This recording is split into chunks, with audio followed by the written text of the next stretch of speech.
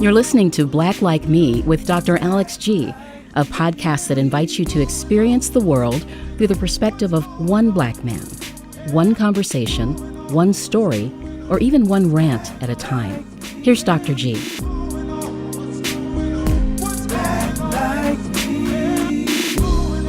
Hey, hello everyone. This is Alex G, and welcome to Black Like Me with Dr. Alex G.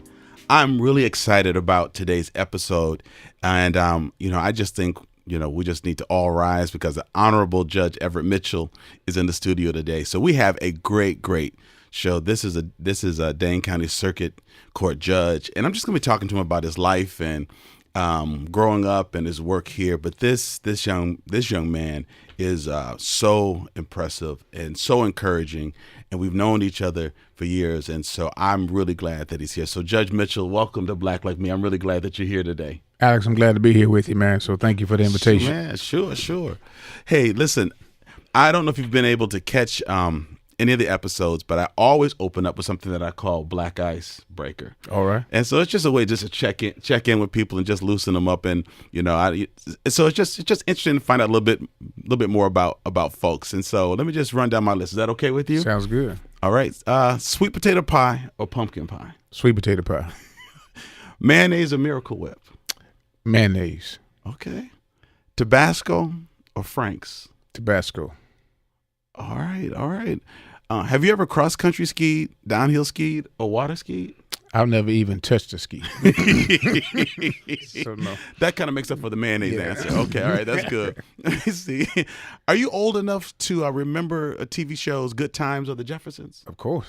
Can you sing? Good times, anytime you need a baby. Good times. Oh, we moving on up. Nobody knows that second part of that Good Times. I know. No. You know what? I Googled it because I wanted to know.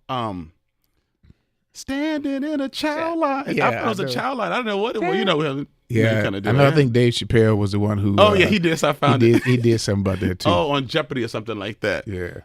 Easy Credit ripoff. All right. Hey, when you were growing up, did you have a crush on Rudy or Vanessa Huxtable? Both. Did you? Oh, okay. Both. I was young enough to still be in the same. I actually went to school down when she was at Spelman. I was at Morehouse with Rudy Huxtable. Really? Yeah. Was she as cute in person as she was on TV? She's beautiful and impressive. Yes. Yeah. She's real sharp. When you were a kid, did you break dance on cardboard or knew people who did? Of course.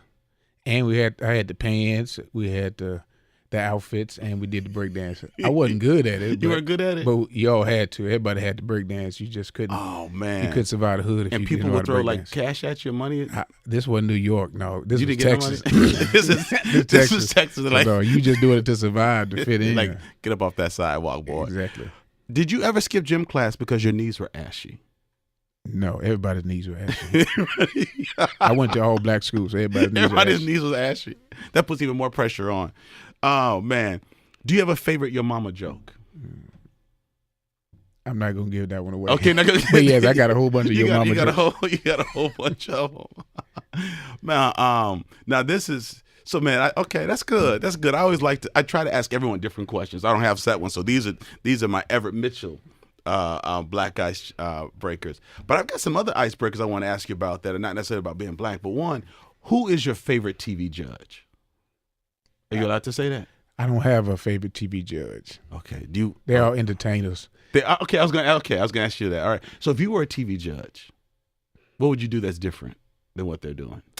If I were a TV judge, one is about entertainment, but I do have this idea where you could do like I could be a judge and pastor. That'd be a new niche where you could have your own little TV show to kind of combine both worlds at the same time. Right. So you really just want to give a sense that the law really is about settling disagreements that people can't settle on their own. So can you do that within the little time frame that they give you on TV when really most court cases are way more complex than just a little snippet that you'll see produced on TV. So you'd have like your collar on over your robe. Or I'd have some kind of stole on top of the robe. Really? The black robe. Yeah. I didn't come here to judge today. Give me 15 more minutes. Yeah, something like that. Baylor, put me in A flat. No. Do you know of any judges who have worn only the underclothes underneath their robes? Or you're not allowed to say? Only the underclothes? Yeah, I always hear like, No. that's just a judge system you just hear on TV. I do know that there are judges who, will wear like top clothes and then maybe shorts and flip flops or really? or up under, because you can't see. Yeah, that's okay. I wondered about that. That's it. I try to ask questions that I think people have been wondering about. I hope people are not really wondering about that. Oh my Whether or goodness! not that judge has no clothes. Yo, man. Hey Tyler, have you ever sat before a black judge? Never sat before a judge. Really? Why don't you come over and sit down for a minute? Because I got to sit in front of white judges all the time. All right. Put your hand on my iPhone. Are you about to tell the truth? Yes. Okay. You got a parking ticket recently because you tried to use your mobile app and it didn't work. I did. All right, you got a judge that's here. Go ahead, plead your case. Why do you think you shouldn't have to pay that? I already paid it, unfortunately. Wait a minute. You didn't even go to court. He didn't even go to court. That's the best kind. Oh, that's okay. That's the best kind. He admit guilt and pay it and keep it moving. So there's no way Judge, there's no way he can talk his way out of that one. Doesn't need to. He already paid the fine. Wow, Tyler. We appreciate that. Okay, we appreciate that. I All didn't right, want the headache, All right, Tyler. In the interest of justice. In the interest of justice. Take care of. All right, Tyler, that was a pretty easy. Okay, all right, that's a pretty easy case. All right, I was gonna hold you in contempt of court. All right, man. We don't want to lock him up. We don't want to lock him up. I just want him just to experience a little bit of life.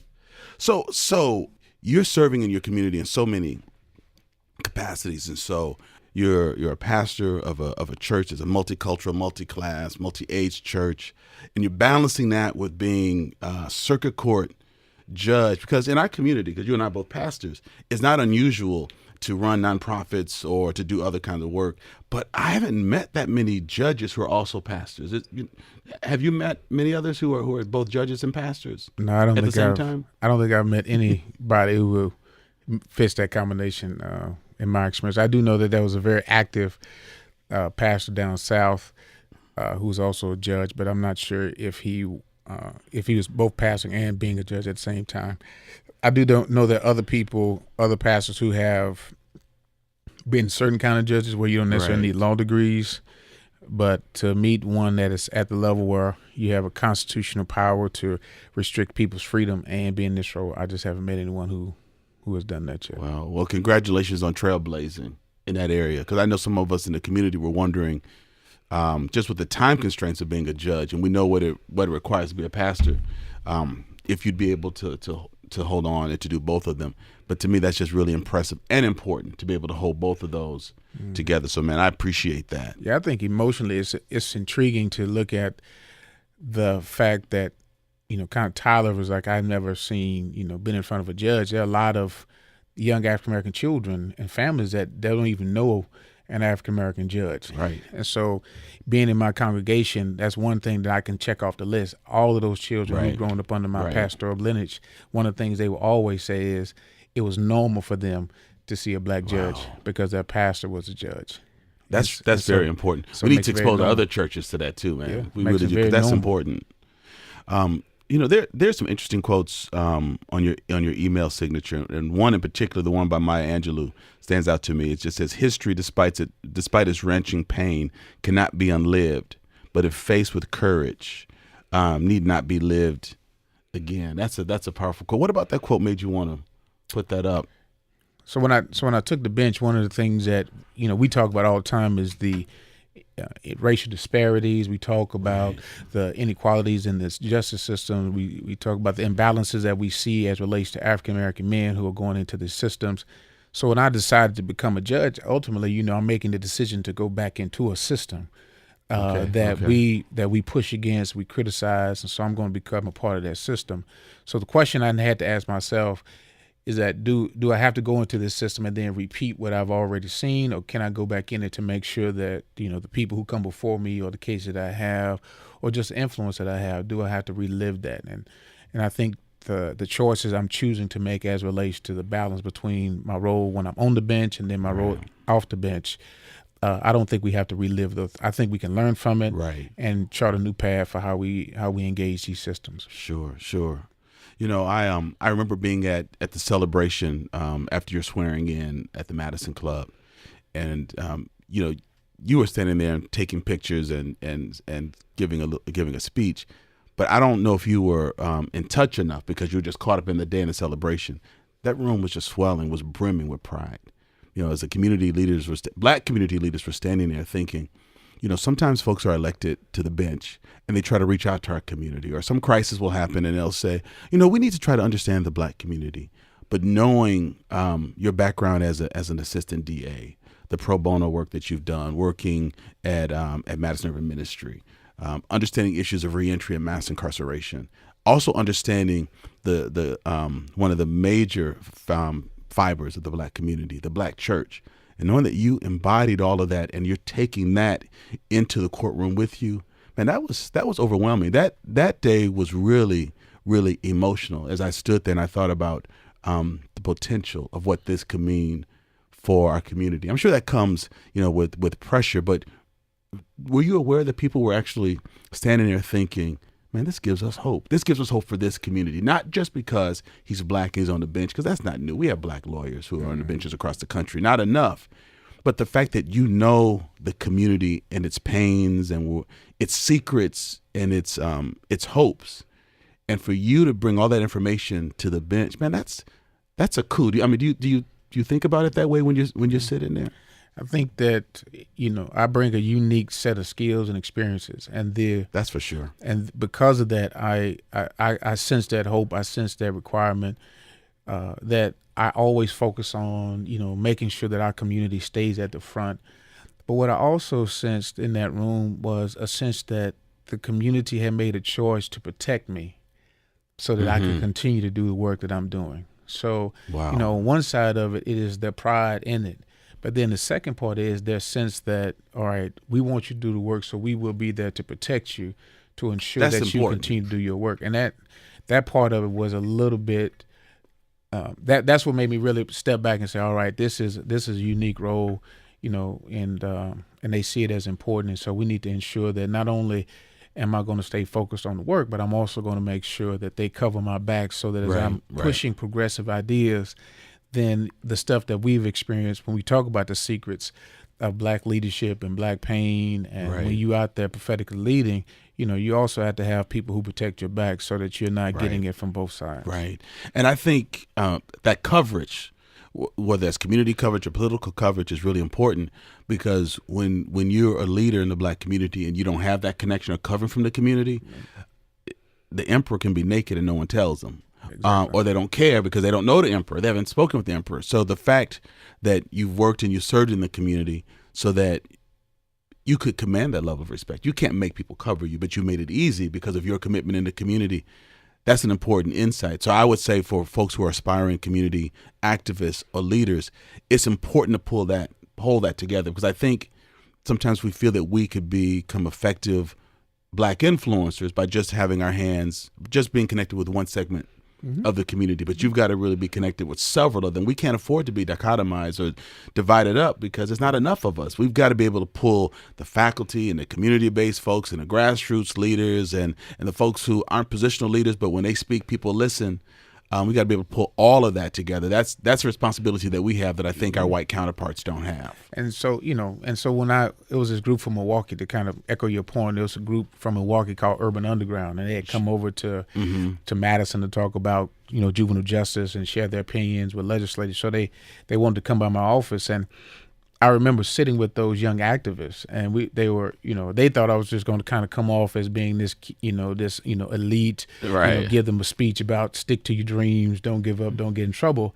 But what I talked about was the need for grassroots activism to change and create justice. Yes. And I remember the young guys just kind of looking at me.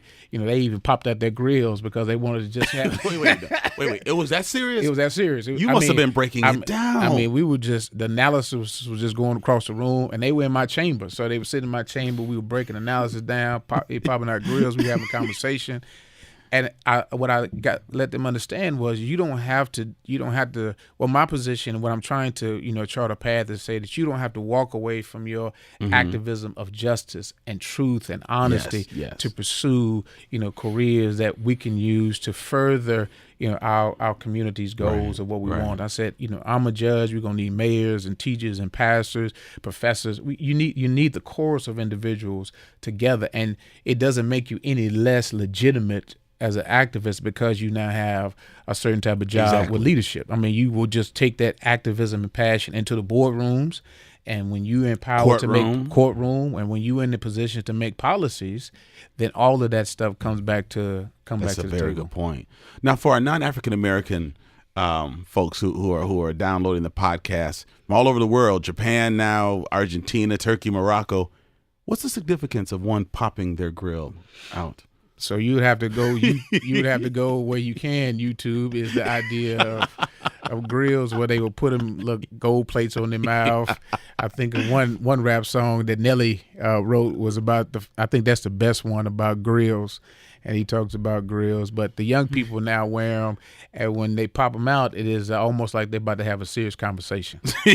And so that's I love it. So when they took the grills out, I knew You're like, oh, this is real. we about to have a good conversation. Wow. They about to engage. He's about to say something. Yeah, he about to say, and they started talking.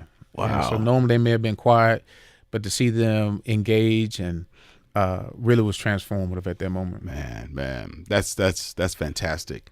A couple things I want to ask you about, just about growing up. You're from Texas. Yes. What part of Texas? Fort Worth, Texas. Fort Worth. Okay. All right. Great. Funky Town. Funky Town, man. Man, I love reading your story just about how you worked to overcome all kinds of things. But there were two women who just reading about you, who were really strong mentors. One, I think, was it Miss Daisy? Daisy Wilson. And then we call her Ma Bell, but Margaret Bell. Wow.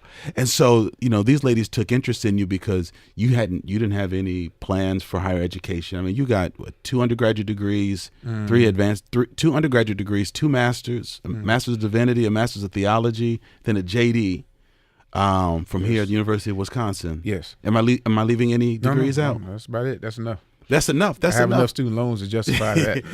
But you would have been, what I was reading, you were bagging in a grocery store, not really thinking about your life. And it just makes me think how many brothers and sisters there are out there who are bagging groceries or delivering pizzas or doing things that we think might be somewhat menial, but it helps you get by.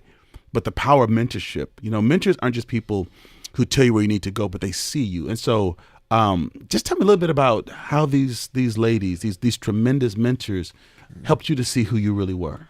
And nothing's wrong with being a bagging groceries if that's where you are. But of course, 5 degrees later, you're sitting on this bench, you're talking to the whole world on this podcast.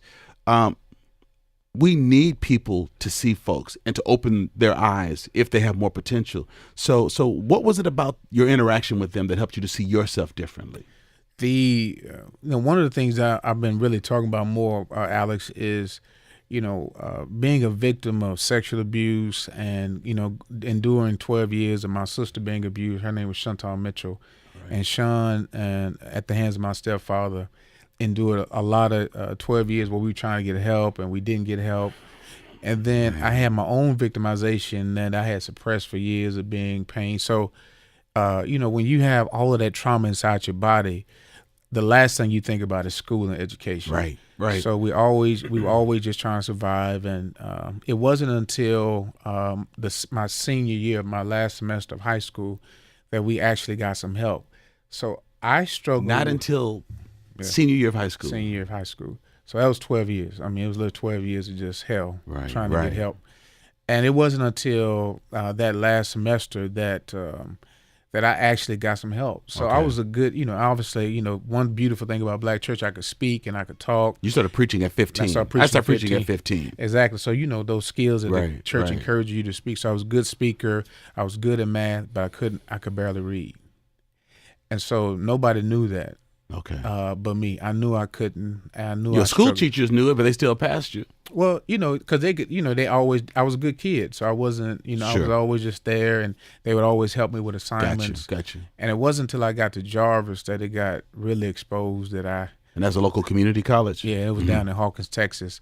That and I appreciate Jarvis for that. And so Sure. when I failed everything, when I first went to school, I ran into it was Marbell and Miss Wilson. Miss Wilson pulled me into her office, and she said, "Everett, baby, you're a diamond in the rough, and we're gonna help you." And so she said, "I'm gonna teach you, and I'm gonna show you how to study.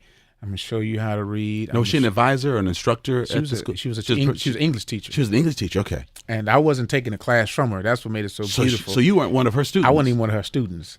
Man. And so she just literally grabbed me out the hallway and said, don't worry about, we're going to edit your papers, and I'm going to show you how to do this. She told me to go to the library every day from 5 p.m. to 10 p.m. every day and study and just struggle through it. And that's what I did. I could never turn in the paper on time. It was always had to be 2 weeks early. And we would work for those 2 weeks to make sure it was a fine product. And so mentorship for me with Miss Wilson and Marbell. And Marbell, I called her on Mother's Day. And she's in I was going to ask if any of them are still living. And Miss Wilson just passed, but Marbell is in her 80s. And I call her every now and then just to check in on her and tell her thank you and how much I appreciate her. You said you called her on Mother's Day? Oh, yeah. I call her all the time. And she just missed so much, man, because I wouldn't be here today if they hadn't saw amazing. Me. And so I know she's proud, but I know she's not surprised. Yeah, she always says, it was always there. Always there. So Miss Wilson, what I always take from Miss Wilson was, mentorship. A lot of times people think mentorship is about just telling people where they go. Right. But Miss Wilson was the mentor who took me through the door herself. She actually took my hand and walked me through the door. And so for me, even now, I hold Miss Wilson and Marbell with everything I do for everybody I talk to. Understandably. Right? Because I promise you, man, that mentorship that they gave me allowed me to go to switch to Morehouse. And then when I went to Morehouse, that foundation that they gave me the foundation to go on to Princeton and, and to continue to work moving forward. Man, that's amazing. Now, you and I have both had black and white mentors. Were these two women African-American? I'm just curious. Yes. And with Jarvis, what was the racial makeup? Was it largely African-American predominantly? It was, I would say it was 98% African-American. Wow. So I keep thinking about this scenario. You're walking in the hall. Miss Wilson doesn't know. You're not her student. Somehow she must have heard something about your grades or your performance. I think Marbell, I was taking math for Marbell. She was my math professor. But she and Miss Wilson were probably friends or talked? Yes. But just that community feel that you just walk up to someone and just say, baby. I read that the quote said baby.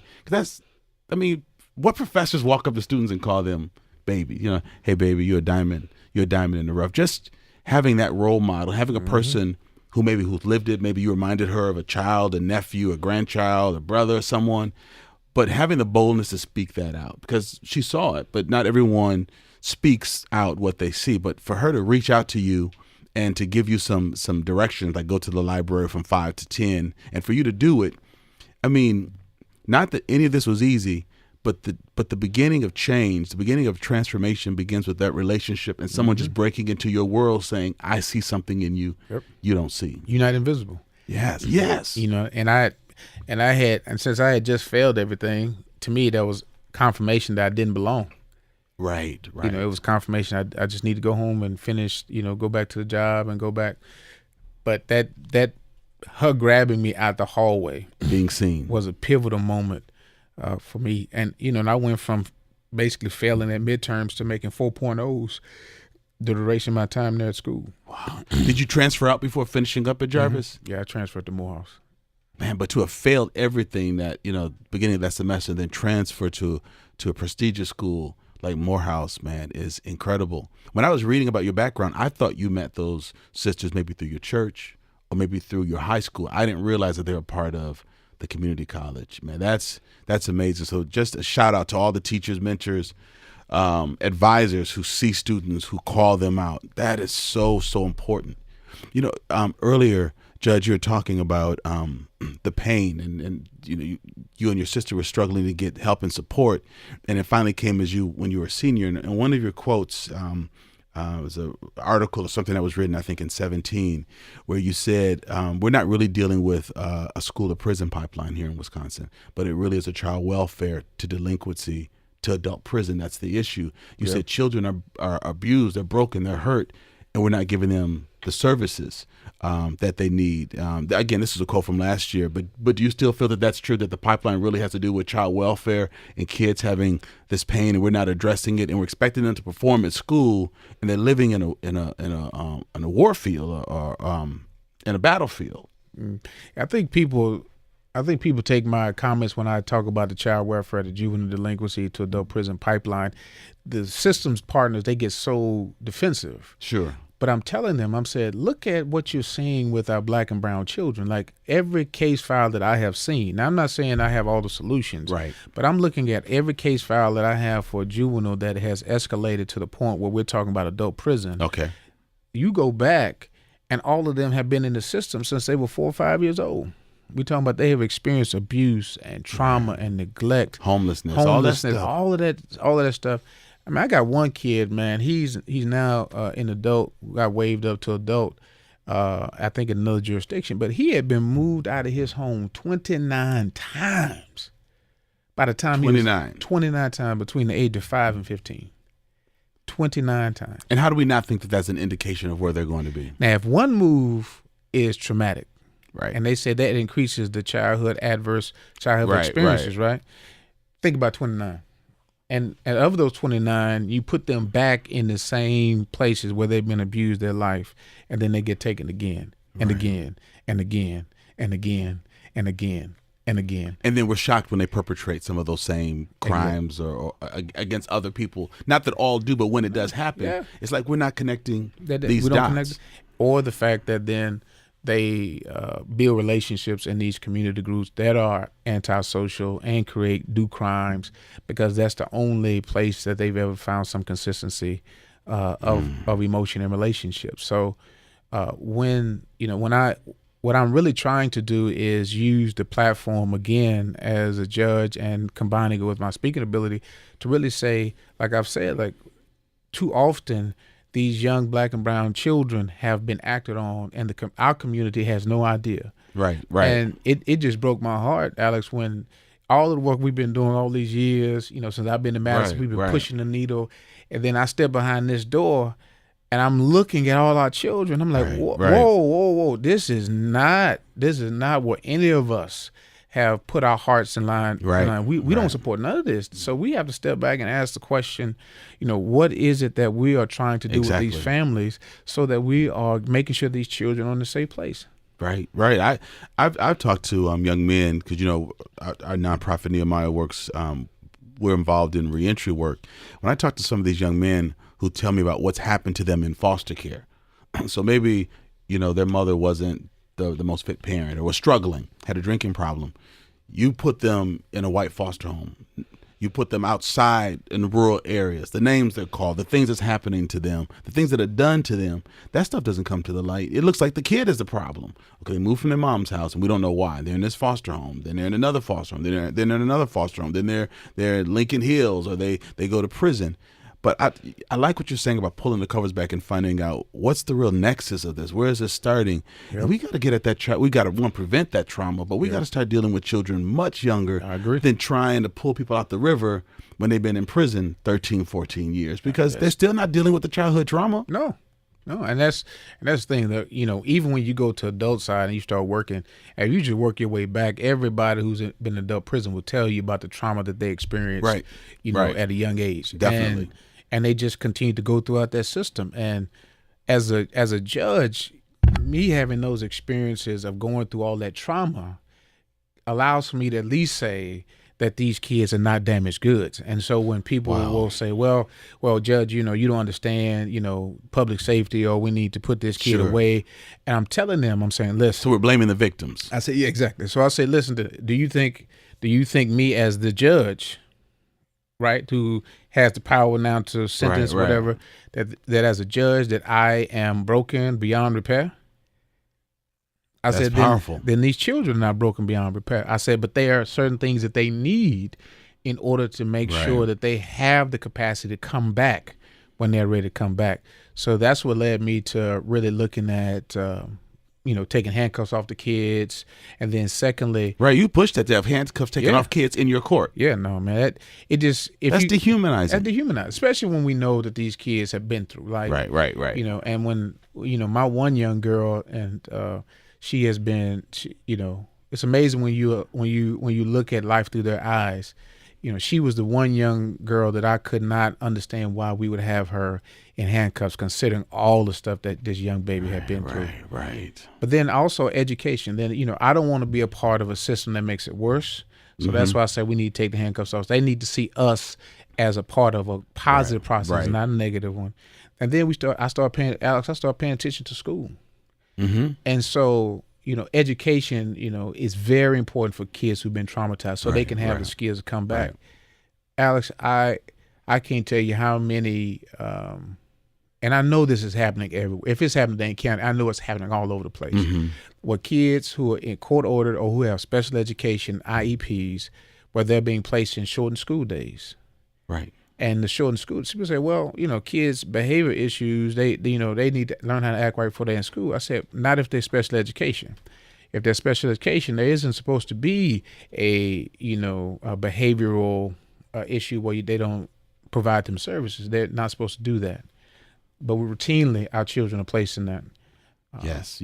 So that's not raising the bar. If I break my leg, someone's going to try to help me to walk again or run again or help integrate me back into society. Yeah. How do you take kids who are already struggling, who already have strikes against them, and then lower the bar? That feels like we're grooming them for something. I tell the kids like a prison system, a court system. I tell the kids all the time. I said, this is my example to them. I said, you go into a restaurant and they pull out the menu and they got one item on the menu, and they say on that one item we got some maggots, we got some old 3-day-old meat that we put on the grill for you. We put some salt and pepper on it, but that's what you're gonna get. The bread is molded, and that's the only option you have. How many of y'all want that option? The kids would be like, man, I don't want that mess. That's nasty. I said, y'all want to go to a restaurant where you got an appetizer choice, where you have an entree choice, where you got dessert choice, where they give you different drinks that you want. You won't be able to choose all of that, right?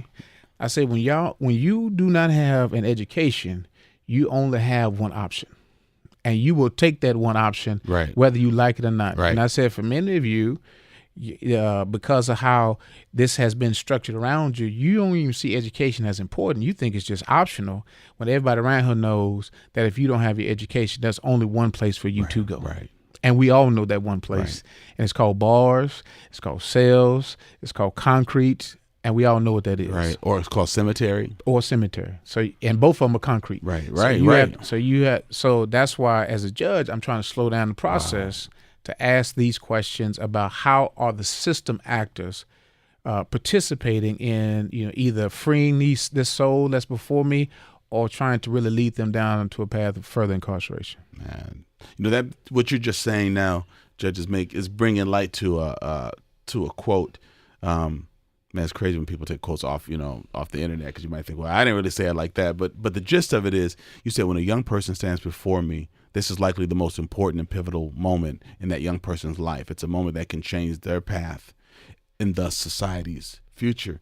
And so for people who might be thinking what we're talking about here, what you're talking about is going easy on these folks, you're talking about humanizing them, because if we don't treat them right, their negative influence will impact society. So when we're deciding the fate or encouraging the fate of a young person, we're really encouraging the fate of us all. And I really like the way that quote depicts the fact that you're bringing it together. Let's stop isolating these children as if they're not a product of our society and won't influence our society. Yeah, even when I have to incarcerate a child, you still need to be able to tell the child why you're incarcerating them. Right. You need to be able to explain to them what you want them to work on. You need to be able to articulate to them what are some of the concerns. You can't use this as a moment to point your finger at them and tell them how bad they don't need that. I mean, their lives are already hell. Right. The fact that they're in your courtroom means that life is hell. Right. There are very few children who come from a place of privilege who end up in the courtroom. The rest of these children are already living in hell. So they don't need you to point fingers. They don't need you throwing gasoline on the fire. No. They're already hot. They need you to put ice. Wow. Or as we say That's in the good. black black church, they need you to put the bomb in Gilead. Right. You know, that heals That'll the soul. preach. That heals their soul. That's right. That's what they need. That's what they really need. And that's what I give them. I don't. I tell them all the time. You know, I tell kids. I say, I'm not your judge. I'm your reflection. Look at me. I made it. You can make it. This is what I will. If you trust me, and you trust me that I've always done right by you, I've always treated you right, have I not? And most kids like, yes, you have, Your Honor. And I said, I'm going to continue to do right by you. So this is what we will do together. And you know, whatever I promise, whatever I promise them, I keep my word to them. Mm-hmm. I don't just throw them away. And they don't walk out the courtroom thinking I was just treated unjust. Right. And they don't feel like they had a mere slap on the wrist. They knew that they met a level of justice that was coated with love, and that it was fair, the way justice should be. Where justice should be. You know, one of the things I really respect about you, a number of things, but the fact that you went to visit one of our troubled facilities for youth, Lincoln Hills, and we don't have to go into great details about that, but the fact that you said, if I'm going to be sentencing children to this place, let me at least go see what it looks like, because there are so many judges that have not gone into a prison. They don't really know where they're sending people. I don't know that they believe that solitary confinement is even happening. But I won't even traumatize our listeners, by just some of the sounds and things you heard. But the fact that you went to see it, that this is real, that was really important. That was, when I read that, I appreciated it. And it wasn't and it was good for me to go, but I took my staff too. Yes, I like that too. I took some of the DA Exactly. office. I took some You of the didn't need to go by prosecutors. yourself. Good. Because me going by Use myself. that power, could be right. me. I'm like, no, all y'all, come on. You're going to see it with me. Yeah, we took a whole van full because I wanted all of them to have appreciation for. And I had been to prison, so I already knew, but I realized that the other actors who were also doing this had never seen it. Right. And they needed to see. They needed to see and witness this for themselves. Right. Now, you said you've been to a prison. You didn't say you've been to prison, right? No, I ain't never been to. Okay, that's right. I just want to make sure people out there. Yeah. No, I've never. You can't make it this far and have a criminal record. I know. I want to make sure.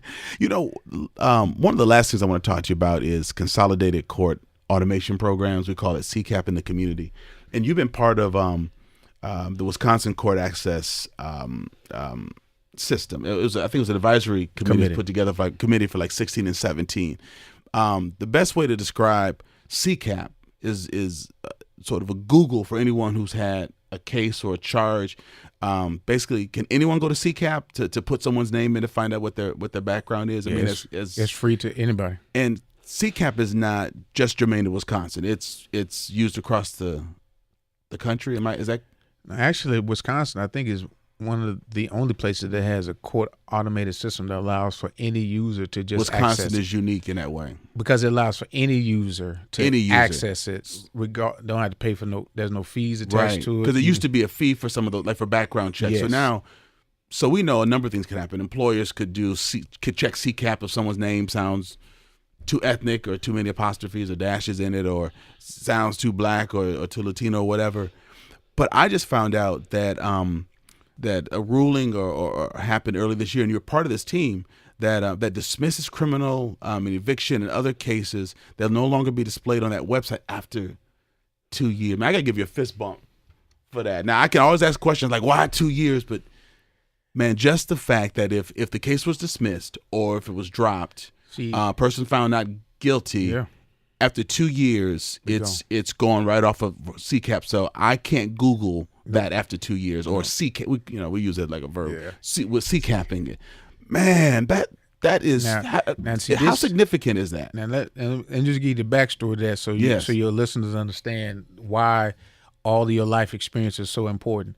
So I'm a new judge. I get appointed to this committee, right? Okay. Now, I worked in Madison Area Urban Ministry. We've been dealing with incarceration, and evictions, and housing issues, jobs. Right. So I sit on that committee, and as a former prosecutor, I'm sitting there, and they were, the length of CCAP, so your listeners know, it used to be up to 60 to 70 years. I read that. Even if a person was found not guilty, it still was going to sit on CCAP. So my employers, landlords, anybody can see it. So I sat down on a committee, and that was the first thing they asked the question on. And so, automatically I said, anything that is dismissed on the prosecutor's motion or a person goes to trial and dismissed ought to be automatically removed from CCAP. You just set that right out the gate. And the pushback was amazing to me. I'm like, these people are innocent. And so they did. So they did a. That's mind-boggling. I know. So we had a couple sessions. Okay.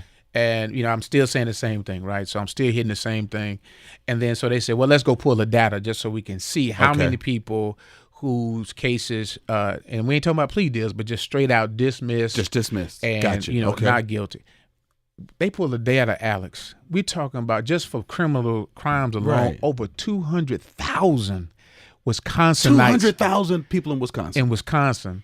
Had stuff on CCAP that had been dismissed or they were found not guilty. And it's still up there. And it was still up there. 200. Now, and that's even more. It was even more so when we talked about evictions, right?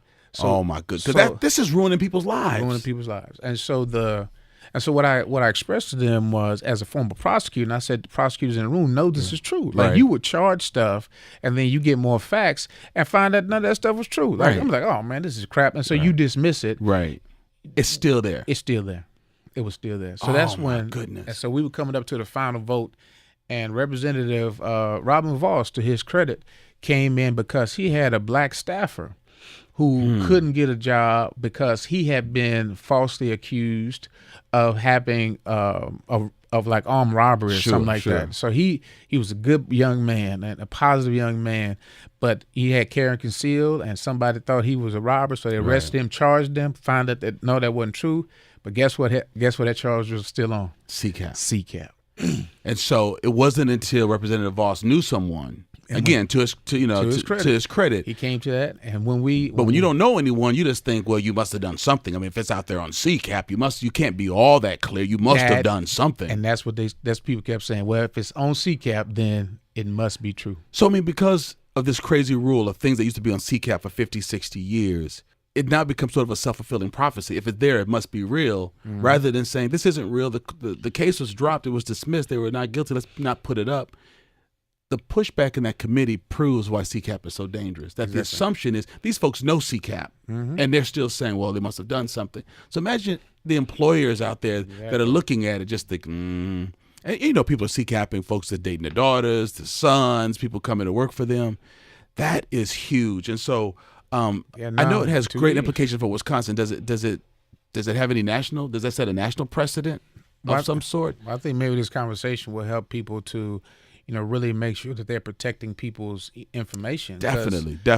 Whether we're talking about CCAP is criminal as well as evictions as well as divorces. I didn't know that it was divorces and evictions. I just thought it was criminal stuff. It's evictions. And it's civil case that's filed against you is listed there too. Really? So any credit cards or any evictions, any defaults, any child support, all of those civil cases, family cases, divorces, paternity, you can freely access all of those things. So that's why, to me, it was very important to argue that anything that could implicate or, so for example, people from, Minnesota could look up CCAP and then see something and then deny people jobs rather than them paying for a full background check to see what really happens. Right.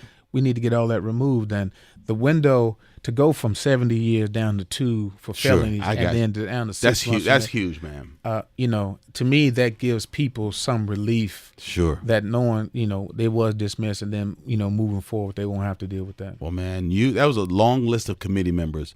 Folks who were part of the WCCA Oversight Committee. But I want you to know I appreciate that because that's huge. You know what I've noticed is when I used to hear CCAP, I would think about the men and women who have been formerly incarcerated, like the ones we've worked with.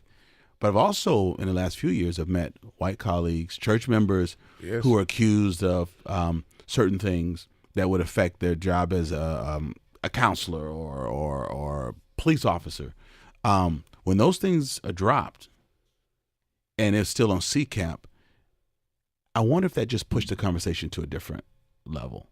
I mean, I knew that black and brown people were struggling with this, but in the last few years, I've heard an outcry from more white people about either their black colleagues who were stumped by CCAP or people in their own families having these, these issues. So whatever the case, whether people did it because it wasn't fair to black people or because more white people were being stuck in it, and so folks said, "Oh my gosh, we got to do something."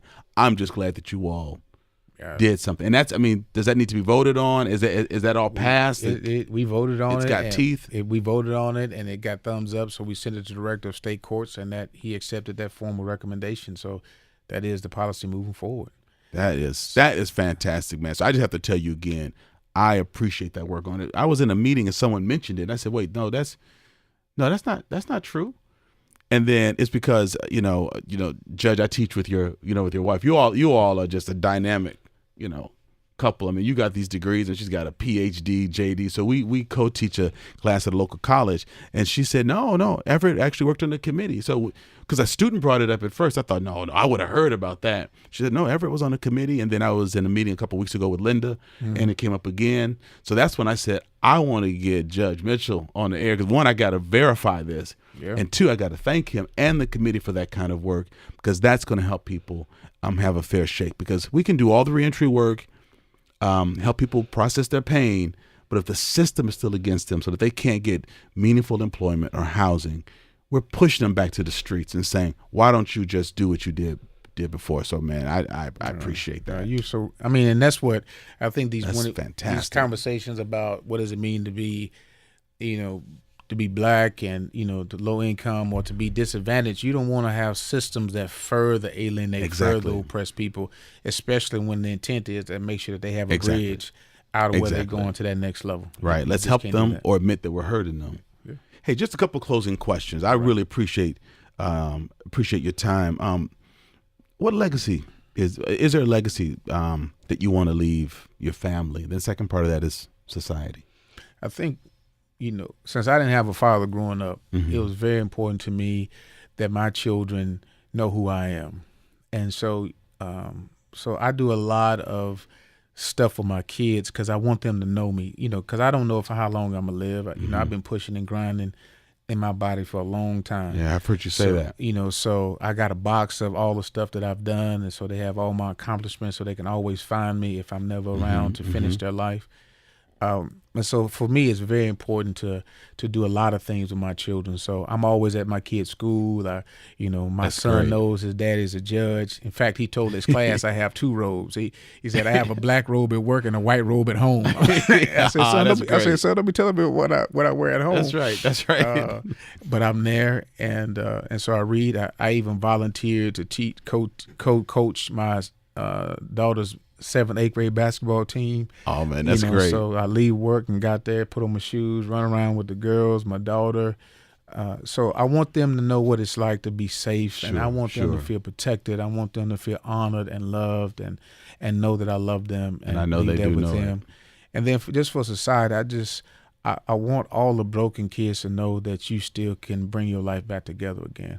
My favorite scripture in the Bible is the potter's house in Jeremiah. The fact that God saw something in it and broke it and remade it all over again. To me, that is what I believe.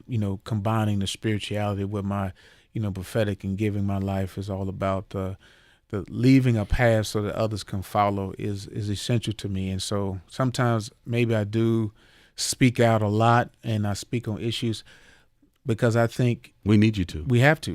We have to. And maybe in some other time somebody will appreciate the work, but I think about the fact that they didn't like Martin Luther King. Right. And now they honor him. So we got to keep speaking out, regardless if it's popular right now or not. And the beauty of that tension that you hold, part of the court system, corrections, is about protecting society. But as a man of faith, you believe in redemption. As a man who's lived through painful experiences that have been redeemed, you believe in redemption. So for you to understand that you have a sworn duty to protect society, but part of protecting society is not letting people who have already been victimized become over-victimized. Yes. And so in some ways, I don't see that as a dichotomy. I don't see those as being juxtaposed, that part of protecting society is not further traumatizing a person who's been traumatized. Get him or her the support, the care, and the love they need, because that's part of protecting society too. And you embody that so well, Judge. What you just said, Alex, is the key. I don't know why we think that protecting of society is just locking folks Right, up. right. Because they will come back. They're coming. Most of the people in prison are coming out. And when they come back, the question is, what have you done Right. to give them the roadmap? Are they coming back more dangerous, or are they coming back in a better Right. place because you gave them the map that Exactly. they needed to do that? Because you and I both know they're receiving a world-class education in criminology behind those bars. They're telling me. Exactly. They're coming out learning things, seeing things they've never thought about. Yep. So how we treat them when they're away and how we receive them when they come back.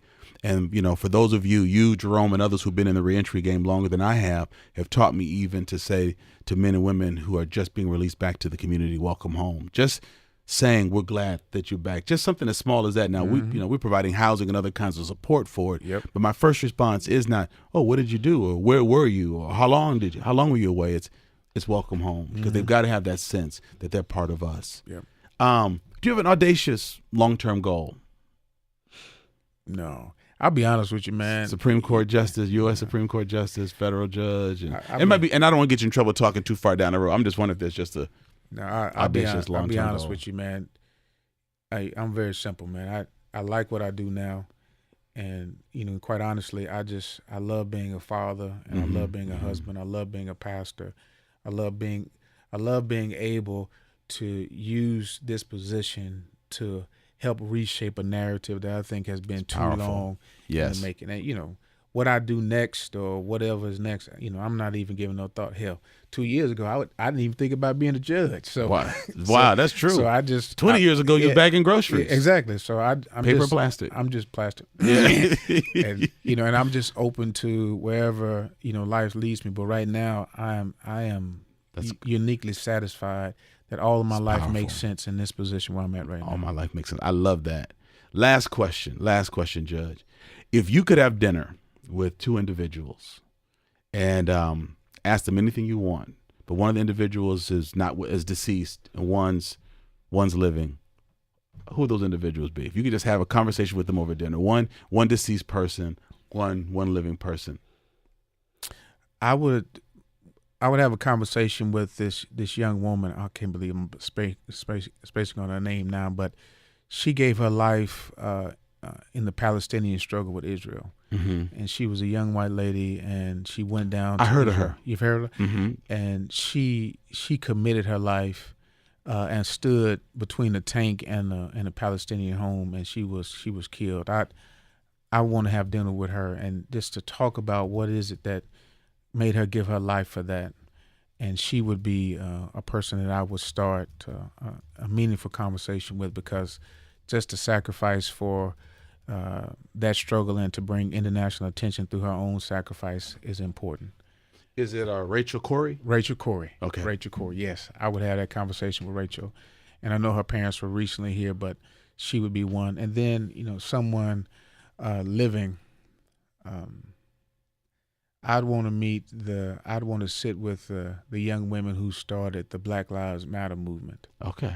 And that would be great. And I would love to hear their visions of where they see our community moving forward, because I think they have turned the page on a conversation that started deeply within the civil rights. Yes. And they've opened up a new chapter to allow all of us a way to, I won't say recycle, but to maybe reboot a different way to see engagement in the world again. So that's powerful. I just think the bookend in my mind is these women have reshaped and are reshaping history. Sure. And I just will love to be able to continue to set my male privilege aside and listen to them. I love those answers. Could I sit in on your court sometime, or outsiders are able to still sit in and do that? Yeah, I think it's called ride-alongs, Yes. and we bring in, and I've brought in, some of our community leaders here to really come and I'd see. be interested in doing that. Yeah, I think once you see it and you read the files, you'll get a sense of why I'm saying put the brakes on, and then trying to step back and ask a conversation. What can we be doing as a community, not just in Dane County, but throughout the state? And I bet you what you're seeing in the state of Wisconsin is happening throughout our entire nation. Oh, I bet. I'm almost certain it's happening throughout our entire nation. Definitely. Because we need to figure out a different way. Definitely. Well, Judge Mitchell, I really appreciate your time. I know you got to write some things up today for your work, some briefs or whatever those legal things are called. You got to do that. But to take time to sit here with me and talk so that folks around the country and the world could really hear about what it is you do, and just to listen into Black excellence on display is just phenomenal. So I want you to know I appreciate your time. I celebrate you, the things that you've overcome, the goals that you have, the peace that you have, the example that you're setting. Man, it's phenomenal. I really, really appreciate it. And down the road, I'd love to have you just come back on again and just talk about new endeavors or new things that's happening in court systems, or when there's other real news worthy changes or decisions that are being made. I love just to get your perspective on that from time to time. Yeah, I think the next juvenile, the fact that the changing Lincoln Hills, breaking it up, it'll be interesting to see what conversations we have in our community about what our local juvenile justice will look like now. Definitely. And if you ever get any thoughts about who should come in with us and talk about these kinds of things, hit me up, text me, because I'd love to have them in the studio so we can talk about those things. Sounds good. Oh man. So listen, thank you all again for tuning in to Black Like Me with Dr. Alex G. And I want to just say to the new folks who are listening in South America, our new friends in Japan, Konnichiwa. All right now. And listen, our listeners in Sweden and the UK and Ireland, they're blowing up. Those numbers just keep increasing. Hey, keep sharing the love. Keep letting people know this. You can subscribe to Black Like Me on iTunes and also on Spotify. And for the Android users, if you just go to your Google search function, you've got to put in Black Like Me podcast. Otherwise, you get a whole lot of other black stuff. But Black Like Me podcast, and you can either listen or subscribe right there. If you want more information about some of my blogs and other things that I'm working on, you can go to alexg.com. Again, thank you so much for being part of the Black Like Me family. And let's just keep in mind what I always say. Let's listen, let's learn, and let's live better. Thank you for listening to today's podcast. You can find out more about Dr. Alex G's amazing work at www.alexg.com. Black Like Me is sponsored by the generosity of the Human Family Unity Foundation.